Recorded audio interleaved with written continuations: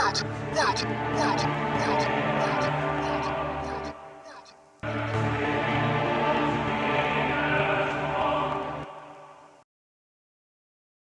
used to sell drugs for a living, now I might not live to see tomorrow. I didn't notice him at first because he didn't want to be noticed. That's how people like him work. They don't rush, they don't interrupt. They watch until you show them exactly who you are. It was late afternoon on the block, heat hanging heavy in the air, the kind that makes people sloppy. I was working clean, short exchanges, no loitering, no noise. I clocked everyone like I always did. The couple arguing at the bus stop, the addict pretending to check his phone, the unmarked car rolling by a little too slow. And then there was him. He sat across the street on a low concrete wall outside a closed storefront. No phone, no drink, no cigarette. Just sitting there, hands folded, watching like the street was a performance he'd already memorized. When our eyes met, he smiled. Not friendly, not curious, appreciative. I crossed the street after the last deal. "You waiting on someone?" I asked. "No," he said. "I was waiting on you to finish." That should have ended it. Instead, I asked the dumbest question I could. "Do I know you?" "No," he said, "but I know you." He told me he liked how I worked, that I didn't rush, that I didn't panic, that I didn't sell fear, just relief. He named things I'd done days earlier, choices I hadn't told anyone about. "You understand restraint," he said. "That's rare." I asked him who he was. "Someone who supplies people like you," he said, "but only when I'm impressed." As he walked away, he said one last thing without turning back. "I'll see you again. You're careful. That's why I chose you." Chosen. That word stuck. He came back the next day to give me the rules. Rule 1, don't cut it. Rule 2, don't force it. They have to want it. Rule 3, don't steal from him. I asked what happened if I broke a rule. "Nothing," he said.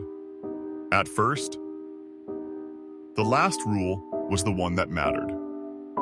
"You don't ask where it comes from," he said, "because once you know, you'll realize you were never the customer." He gave me the first batch free, an audition. The product didn't look special, dark, soft, almost warm. I didn't try it myself. I gave it to a regular who was already halfway gone but still functional. He touched it to his tongue. That was enough. He sat down hard, eyes filling with tears. "My brother forgave me," he whispered. When it wore off, he paid whatever I asked. Then he came back. So did everyone else. They didn't line up loudly. They waited quietly. They cried. They smiled. They came undone in ways money couldn't fake. I expanded.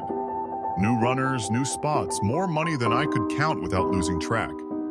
And that's when greed stopped sounding dangerous and started sounding reasonable. If he could supply this, if he worked alone, and if I could cut him out, I told myself it wasn't betrayal. I told myself it was evolution. We caught him at a storage unit. 4 of us, guns out, masks on. I told him to kneel. He didn't. I shot him in the chest. The bullet vanished. No blood, no wound, just gone, like it had been swallowed. I emptied the clip into him. Head, chest, neck, each round disappeared. He laughed as he stood back up, not angry, not surprised, disappointed. "You don't kill me," he said. "You invite me."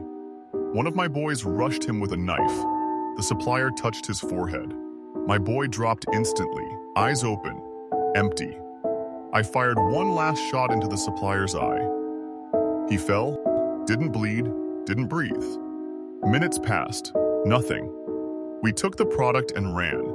As we left, his body was gone. That's when the waiting began.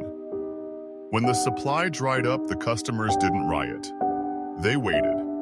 Outside the spot, outside houses, outside anywhere they thought I might be. By the time we holed up in a roadside motel, they were already there. Cars abandoned, doors open, engines dead. They stood in silence. The first night, they killed a stranger in the hallway.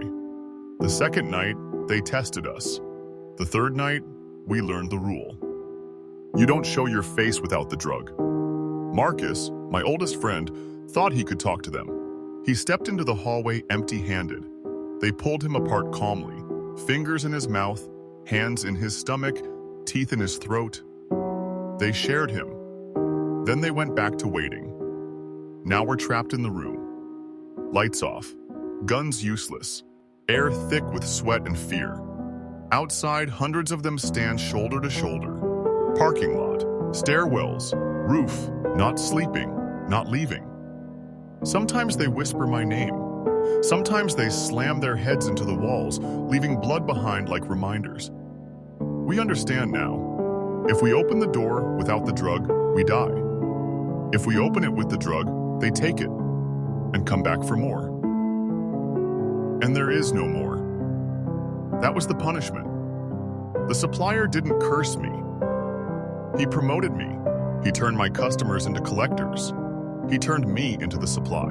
The knocking starts again, soft, patient, like they're reminding me whose turn it is, and I finally understand what he meant when he said he didn't get paid in money. He gets paid in hunger, and I taught them how to starve.